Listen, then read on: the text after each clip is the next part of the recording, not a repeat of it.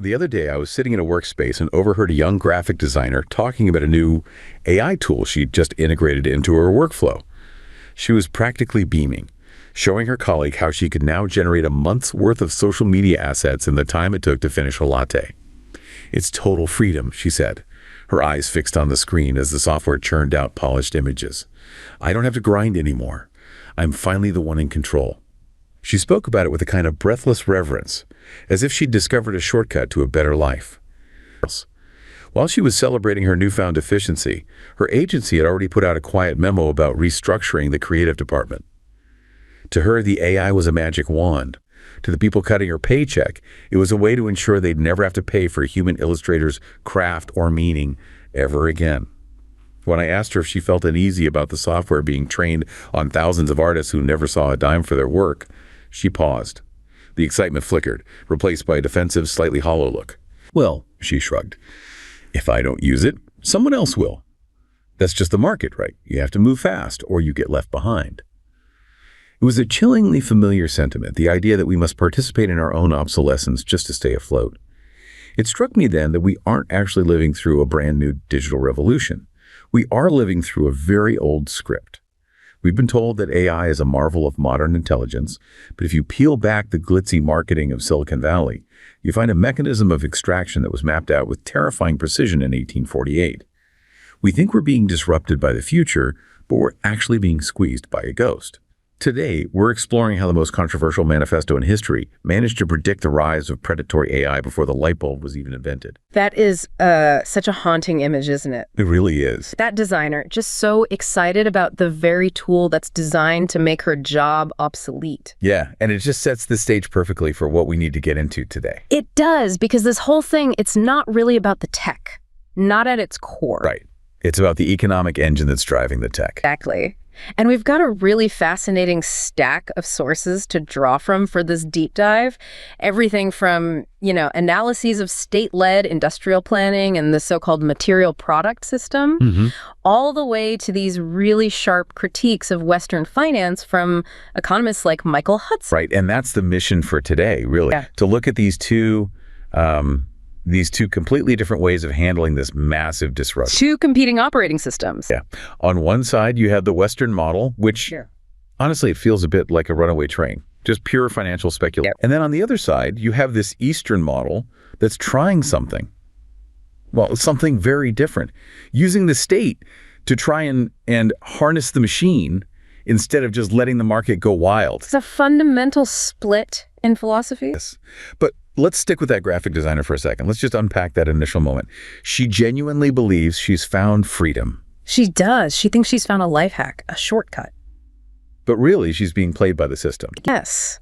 And what's so incredible here is how perfectly her situation, her feelings, her fears, they mirror the dynamics that were laid out in the Communist Manifesto. All the way back in 1848. All the way back in 1848, Marx and Engels wrote about how the bourgeoisie, the owners of capital, they can't exist without, and this is a direct quote, constantly revolutionizing the instruments of production. Okay.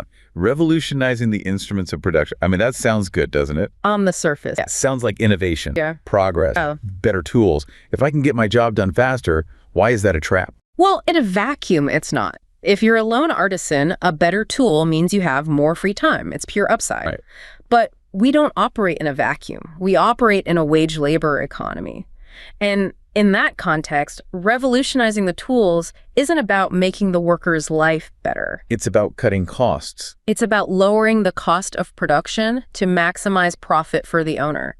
So when that designer uses AI to do a month's worth of work in an hour, she thinks she's gaining efficiency for herself. But from the market's perspective, what she's actually done is prove that her labor is worth less. She's devalued her own skills. She has demonstrated in real time that the human element, the craft, the years of training is no longer strictly necessary. So she's basically showing her boss, hey, you're overpaying me. She's showing her boss, hey, you don't need me at all. You just need someone cheaper to type in the prompt. You can replace me. You can replace me. Think about a skilled weaver in, say, 1840, before the power loom. Weaving was an art. It was a craft. The weaver had immense tacit knowledge, the feel of the thread, the tension, the humidity in the air. It was an extension of his body. So he had leverage. The factory owner needed him. his specific skill. He had leverage. Then the steam-powered loom arrives, this incredible new instrument of production. Really? Suddenly, the skill isn't in the weaving anymore. The skill is in tending the machine. You become a mechanic, not an artist. Your value plummets. Right, but isn't that just progress? We don't really sit around mourning the loss of blacksmith jobs. We have cars now. But we tend to forget how brutal and dislocating that transition was for the people who lived through it. The weaver became what they called a hand. A fleshy appendage to a steel mechanism. And that is precisely the psychological trap that graphic designer is in, even if she doesn't have the language for it. She's not creating anymore. She's not creating. She is feeding prompts the new coal into a furnace that she doesn't own and will never own. And this is what you'd call the illusion of novelty. We think large language models are this brand new futuristic thing, and technologically they are. Sure. In terms of their economic role, they are just the steam loom for the cognitive class. For writers, coders, designers, analysts. That puts the defensive look she gave me into a whole new light. That line, if I don't use it, someone else will. That fear, that feels like the real fuel in the engine. That is the end game. That phrase, move fast or get left behind, is the psychological whip that keeps the whole system running. It's pure anxiety. It's what Marx called everlasting uncertainty and agitation. He wrote that this constant upheaval is what distinguishes the bourgeois era from all earlier ones. So in, say, the feudal era, things were bad, but they were stable. We were brutally stable. You were a peasant, your father was a peasant, your son would be a peasant. It wasn't a good life, but you knew what to expect. Whereas now, stability is seen as a bad thing. Like if you're not constantly pivoting and disrupting, you're failing. Stability is a market inefficiency. Constant churn is the goal. Which is the gig economy mindset, right? Instability isn't a bug in the system. It's the core feature. You are supposed to feel precarious. You are supposed to be hustling constantly because an anxious worker is a cheap worker. And this leads to this process, proletarianizing. Yes, it's a key concept. And it's not just some dusty 19th century term. It's happening right now, all around us. What does it mean in 2026? It describes a specific kind of downward mobility. You take people who used to have autonomy, status, and valuable, hard-won skills. Like our graphic designer. Or a journalist. Yeah. Or programmer. The so-called middle class or creative class. And you push them down into a more precarious, wage-dependent position. You strip away the value of their specific skill. You commodify their skills. Yeah. The AI, which is, let's not forget, often trained on their own past work straight from the internet without their consent. Right. That AI absorbs their collective knowledge. It basically eats their skill. So the machine gets smarter, and the human becomes just an operator, a button pusher. A prompter. And I guess the logical conclusion there is that button pushers are cheap and interchangeable. Exactly. And the vast wealth that is generated by this new efficiency, it doesn't flow to the prompter. It flows to the owner of the algorithm. The owner of the steam loom. This is owner of the steam loom. This is the extraction mechanism. The magic of AI, when you peel it all back, is often just sophisticated pattern matching that's been trained on what many critics are starting to call stolen labor. But it really does explain why this moment feels so familiar. It's not a new story. It's the industrialization of thought itself. Because this isn't happening in a historical vacuum. It's happening inside a very specific, and some would say very sick, economic context, especially here in the West. We've got these sources, particularly from the economist Michael Hudson, who argues that the Western economy is basically suffering from organ failure. Now, dramatic. It is dramatic, but Hudson's argument is that it's clinically accurate. He makes a really crucial distinction between two different kinds of capitalism. First, there's industrial capitalism. That's the capitalism of the 19th and early 20th centuries. It's about making things. Factories, products, cars, steel, tangible goods. Right. That's the system that Marx was mostly critiquing in Volume 1 of his work, Capital. But Hudson argues we've moved past that. We've moved past that into something he considers far more dangerous and parasitic, financial capitalism. Okay, let's draw a clear line here. Industrial capitalism is I build a chair and I sell the chair for a profit. Right. What's the financial capitalism version of that? Okay, so the financial capitalism version is I borrow a huge amount of money to buy the chair factory. Then I fire half the skilled workers to slash costs. I sell the land the factory is sitting on to a real estate investment trust that I also control. And then I lease it back to the factory at an exorbitant rate, loading it with debt. Then I take any remaining profits, not to invest in better chair-making technology, but to buy back my own company's stock to artificially inflate the share price so I get a massive bonus. So in that entire very complicated process, did you make a better chair? No. You almost certainly made a worse chair because you fired the people who knew how to make chairs. Okay. Did you make more chairs? Probably not. Your production capacity is likely lower, but your stock price is up. And the private equity firm that arranged the deal made a fortune. They made a fortune, the CEO got his bonus, and the chair company, the actual productive asset, is now a debt-ridden shell of its former self. So nothing new was actually created. You just moved money around and sucked all the value out of the carcass of a once healthy company. Exactly. You're not making money by making things. You are making money from money. It's pure extraction. Hudson calls this the parasite logic. And this is what he means by fictitious capital. It's wealth that isn't tied to any real-world production. It's wealth generated through creating and trading debt, through real estate bubbles, through complex financial engineering. It looks like growth on paper, but it's hollow. And this gets back to Marx, right? This is the volume 2 and 3 problem that Hudson talks about. Precisely. Volume 1 of Capital is about that direct exploitation of the worker on the factory floor or graphic designer. But volumes 2 and 3 are about the bigger picture. Rent, risk, finance. The overhead. The massive, crushing overhead.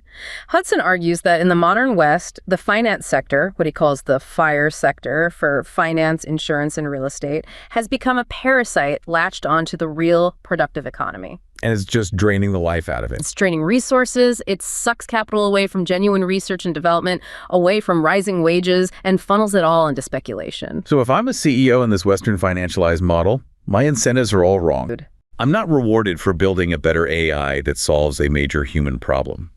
I'm rewarded for using AI to fire my entire creative department, slash my costs, and use the savings to goose my stock price so Wall Street is happy for the next quarter. You've just described the dominant business model of the last 40 years. It explains that restructuring memo at the designer's agency perfectly. Yeah. That memo wasn't about fostering better creativity or making better ads. It was about efficiency as defined by a CFO cutting costs to service debt or boost shareholder returns. So the West didn't industrialize its banking system to fund real growth. It did the opposite. It financialized its industrial system to strip its assets for short-term gain. Which, leaves us in a really fragile, precarious position. Yeah. But this is where the whole story pivots. Because while the West is kind of caught in this doom loop of financial extraction, there is a fundamentally different experiment playing out in the East. A different response to the same technological pressures. Exactly. And this isn't just some abstract theory. It has very real, very human consequences. I heard a story recently from a technician in Shenzhen named Chen, who spent 15 years mastering the precision of traditional tool and die making, only to find the invisible hand of the market reaching for his throat as AI-driven automation began to cannibalize his trade. In a purely laissez-faire system, Chen would be a discarded statistic, a displaced unit, left to drown in the wake of creative destruction. But imagine the shift in his perspective when he was enrolled in a state-led industrial sovereignty initiative. Instead of being abandoned to the whims of speculative capital that seeks only the cheapest labor, he was integrated into a national roadmap for high-end manufacturing. I read his account online. He described it not as a handout, but as a collective safety net that treats his skills as a national asset rather than a liquidable expense. To me, as someone who tracks these global shifts, it's a striking example of state capacity acting as a buffer against the inherent instability Marx warned about, a deliberate choice to prioritize human continuity over the chaotic efficiency of a detached bourgeoisie. That story about Chen it's just a perfect illustration of the fork in the road. It highlights a completely different operating system for society. Yes. In the Western model, which one of our sources compared to the highly deregulated markets in a place like North Macedonia, the key word is flexible. The labor market has to be flexible. And let's be honest, flexible is usually just a nice-sounding word for easy to fire people, isn't it? In practice, that's almost always what it means. It means if a new AI makes your 15 years of tool and die experience obsolete overnight, the market's response is, tough luck. Go learn to code, find a new gig. It creates this high-churn, high-anxiety environment we were just talking about. But the Chinese model that's being described in that story is dealing with the exact same technological disruption AI automation, but with a completely different set of tools. They're using things like strict industrial quotas, a heavy focus on STEM education, long-term 5-year plans. And crucially, they view their workforce not as a line item cost on a corporate balance sheet, but as a strategic national resource to be cultivated and protected. I get the safety net part, and for Chen, that's obviously a much better outcome. But again, this sounds a lot like heavy-handed state control. I mean, you're telling me the government is basically deciding where you work and what industries we're going to build as a nation.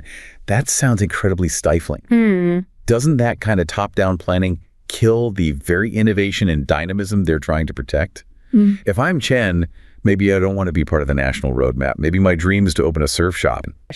You are absolutely right to be skeptical. The trade-off here is massive, and it's very real. It's freedom versus security. Yes. The West, at least in its ideology, prioritizes short-term market efficiency and individual freedom. The freedom to succeed wildly, but also the freedom to fail spectacularly and be left with nothing. And the East? The East is prioritizing national stability and long-term sovereignty. But achieving that stability requires that heavy-handed state intervention. It requires the state to be able to say, no, we don't need more surf shops right now. We need more semiconductor fabs. And you, Chen, with your precision manufacturing skills, are going to be retrained to work in one. So Chen gets to keep his livelihood as a dignity, but he's essentially become a drafted soldier in a national industrial army. Yes, but another way to look at it, from his perspective, is that if you're a worker facing the abyss, the prospect of your skills becoming worthless, of losing your home, then being drafted into a stable, well-paying job might feel a hell of a lot better than being free to starve.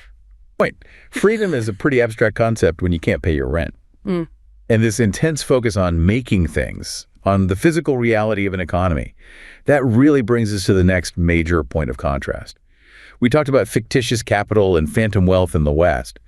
But how do you measure what's real? Yes. How do you define actual wealth? There is a viral video circulating from a port manager in Ningbo who speaks with a kind of physical output worship that sounds alien to those raised on the fluctuating grass of Wall Street. He doesn't talk about stock buybacks or debt-to-equity ratios. He points to the hum of massive cranes and the sheer volume of energy consumption as the only honest metrics of a nation's health. I tried to imagine his world, a world where wealth is defined by the physical movement of goods and the tangible conversion of patents into steel and silicon. He contrasts this sharply with what he calls the phantom wealth of the West, where capital breeds capital without ever touching the factory floor. My take. Looking at his pride, it's clear that the Eastern model's obsession with real material output is a direct institutional rebuttal to the decadent financialization that Marx criticized. It's a grounded, almost gritty survival strategy that values the engine of the ship over the speculation of the traders on the shore, ensuring the institutional efficacy of the collective. Physical output worship. In fact, it captures the cultural and economic difference so well. It feels almost religious to him. It does. And it's not just a cultural quirk of this one port manager. It's an idea that's rooted in a completely different system of economic accounting. You're talking about the material product system, or MPS. Exactly. The MPS, we've heard of it vaguely, but it's not something we ever use in the West. No, we live and die by GDP, gross domestic product. If the GDP number goes up, the politicians pop the champagne and we're told the economy is healthy. Right. But we should really take a second to think about how GDP is calculated. Okay. In the standard Western GDP model, if there's a massive oil spill and we spend $10 billion on cleanup, GDP goes up. The economy grew. If you get terrible disease and have to spend $100,000 on medical bills, GDP goes up. If you and your spouse go through a nasty divorce and pay lawyers $50,000 each, GDP goes up. So disaster, sickness, and misery can actually be good for GDP. They can be fantastic for GDP because GDP is simply a measure of the velocity of money. It just counts transactions. It has no opinion on whether those transactions are making human life better or worse. It's purely quantitative. No qualitative judgment at all. But the material product system, which has its roots in the Soviet economic sphere and still heavily influences this Eastern state-led mindset, it's completely different. So? It only counts the production of physical goods and services that are directly productive. Okay, so a ton of steel counts. A car counts.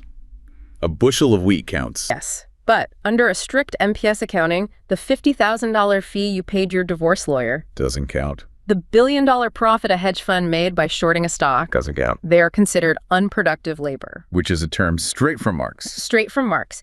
He defined unproductive labor as any activity that makes money without creating real, tangible value. It's just moving ownership claims around. So that port manager in Ningbo, when he looks at the West, he sees an economy built on what he calls phantom wealth, because he's asking a very simple physical question. Where is the stuff? Where is the steel? Where are the ships? Where is the energy being consumed to make things? It's like looking at the difference between a house of cards and a brick wall. One might look very tall and impressive for a while, but only one of them is going to survive a storm. Right. If a big U.S. tech company uses AI to fire 1,000 artists, its stock price might jump by $1 billion. Plausible. Under the Western GDP model, we'd celebrate that. The company's market cap grew, so that's growth. Correct. We'd see it as a sign of efficiency and a healthy market. But the MPS mindset, the port manager's mindset, would ask a totally different question. It would ask, okay, but did you produce anything new? Or did you just inflate a financial asset while simultaneously destroying your country's human creative capability? And this question is becoming more and more critical in the age of AI. Because if AI can generate trillions of dollars in stock market value, but in the process destroys our capacity to actually make things and solve real-world problems, is that actually growth? Or is it just a new, more sophisticated kind of inflation? A massive bubble. The Eastern model is essentially making a long-term bet. It's betting that when a real crisis hits, a pandemic, a war, a climate shock, the country that has the factories, the supply chains, the energy grid, and the skilled technicians is the one that survives. Not the country with the highest stock market valuation. Not the country with the most innovative financial derivatives. Which brings this whole thing back to the people. Because an economy isn't just cranes and shipping containers. It's the social fabric that holds everything together. Social contract. Right. We started with the graphic designer feeling like she's in a fight to the death where she has to compete or die. But what if the goal isn't just individual survival? What if the goal is to keep the entire society from ripping itself apart at the seams? I came across a series of letters from a young engineer in the industrial heartland of central China, reflecting on the concept of intergenerational upward mobility in an era of global fragmentation. He wrote about his grandfather, who hauled coal, and his father, who worked the assembly lines, and himself, now designing the infrastructure for a green energy grid. He sees his life not as a series of random market collisions, but as a deliberate climb enabled by state-led industrial policy. He expressed a deep-seated fear of the social fragmentation he sees in news reports from the West, the class antagonism, and the unchecked greed that tears the social fabric apart. I found his perspective intense, perhaps even a bit polarized in its critique of the bourgeois influence, but I can understand the sentiment. From a certain angle, his story is about the necessity of a collective framework to prevent the exploitation that Marx identified from boiling over into chaos. Even if the rhetoric feels heavy, the underlying human desire for a stable, state-guaranteed future for one's children is a powerful, universal driver that the Eastern model has managed to operationalize. Operationalizing stability. That phrase is key, because what that engineer is really describing is the active, deliberate avoidance of class antagonism. Right. Marx's core prediction, his intensification of class struggle thesis, was that as capitalism advanced, the gap between the owners, the bourgeoisie, and the workers, the proletariat, would get wider and wider until society just snapped. And you can feel that tension everywhere in the West right now. It's palpable, the 1% versus the 99%. Or in our context, the owners of the algorithms versus the users of the algorithm. It feels like the ladder of opportunities being pulled up behind a very small group of people. It does. And the Eastern model, specifically the Chinese model that's discussed in the source on their Little Giants initiative, is actively trying to mitigate this. So what's that about? It's a state program that gives significant support capital, resources, government contracts to small and medium-sized enterprises. Yep. The condition for getting this support is that these companies must innovate in strategic areas that serve the national interest. So it's not just, here's a bunch of money, go get rich. No, it's, here's a bunch of money, now go build us a better microchip so we aren't dependent on foreign imports, or go develop a more efficient battery technology. It ties private profit directly to national goals. And that connects to this idea of digital sovereignty, right? Which we see in some of the other source material. Absolutely. In the U.S., our tech model is often called surveillance capitalism, where user data is extracted and sold to advertisers to predict and modify our behavior, all for private profit. Exactly. The Eastern model, let's be very clear, also extracts massive amounts of data, but the primary goal is different. It's not profit. The primary goal is social control and maintaining national stability. Okay, and that's the part that sounds really scary to a Western ear. Social control. I mean, that engineer might feel safe and have a stable career path, but he's also being watched. His life is being managed. Scary. It absolutely implies a level of surveillance and a lack of individual privacy that most people in the West would find intolerable. Sure. But from the perspective of that engineer, he might look at it as a collective survival framework. He looks at news from the West and he sees political polarization, social fragmentation, rising crime, economic chaos. And he looks at his own system and sees a steady climb, order, predictability. Exactly. The Marxist validation here, if you want to call it that, is the underlying belief that the free market cannot self-correct for social stability. It has no mechanism for it. It has no mechanism for it. In fact, its mechanism is to create instability. So the argument is that if you leave it alone, it will eventually eat itself. The state must step in. So the state creates a floor. It might be a hard, sometimes oppressive floor, but it's a floor. It's a floor. Whereas the graphic designer we started this whole conversation with, she feels like she's in free fall, in a bottomless pit with no safety net below her. We have these two massive, powerful systems on these diverging paths. The financialized West, desperately trying to keep its bubbles from bursting, and the state-directed East, betting everything on physical reality. But they don't exist in isolation, do they? And that is the great paradox of our current moment. This is the crossroads. Michael Hudson points out this fascinating deep irony, which is that the Western economies in their current state are actually hoping that China's continued growth will save them from their own internal problems. And the West needs the East to save it. Western markets are stagnant. Why? Because of all the debt we talked about. Wages have been flat for decades, so the average consumer is tapped out. They can't buy much more stuff. So our economies can't generate enough internal demand to grow. Exactly. So they desperately need a healthy, growing market to sell their high-value goods to.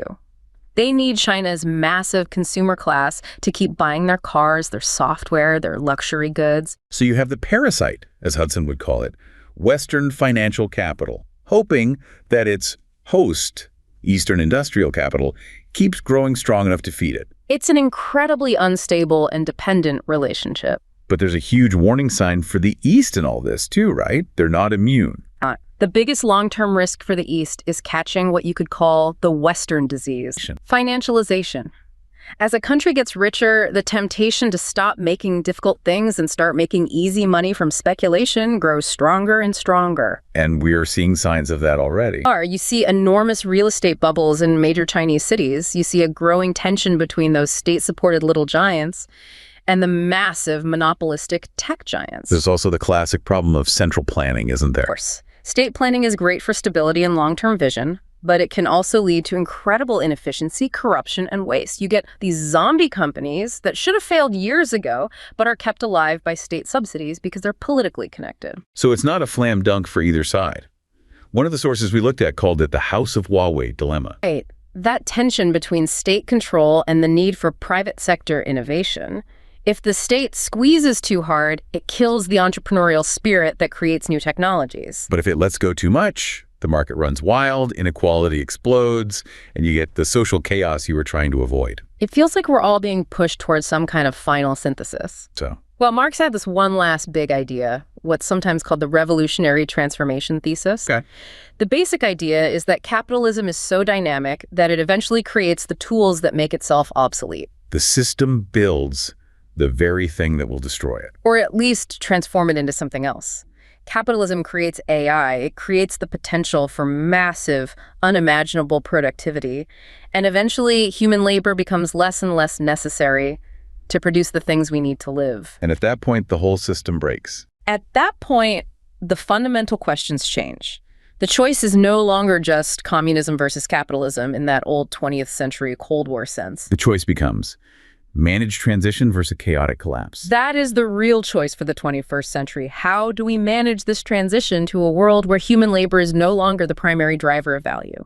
And that's exactly the choice embodied by our two main characters today. The graphic designer is facing the chaotic collapse scenario all by herself. Her motto is, If I don't use the tool to replace myself, I'll starve. She's isolated. It's individual survival. While the engineer in China is facing a managed transition, it might come with less individual freedom, but there is a plan. There's a safety net. Exactly. AI forces the ultimate question on all of us. If the robots and the algorithms can make everything we need, who gets to own that output?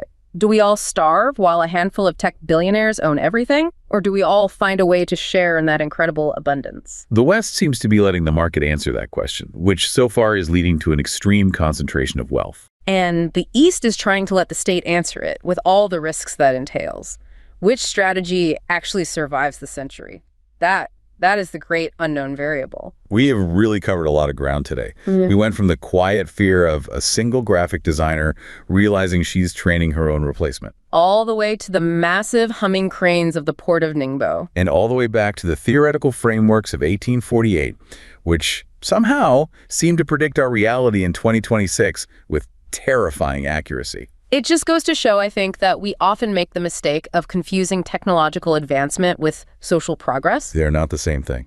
Just because the machines are getting smarter doesn't automatically mean our society is getting better or fairer.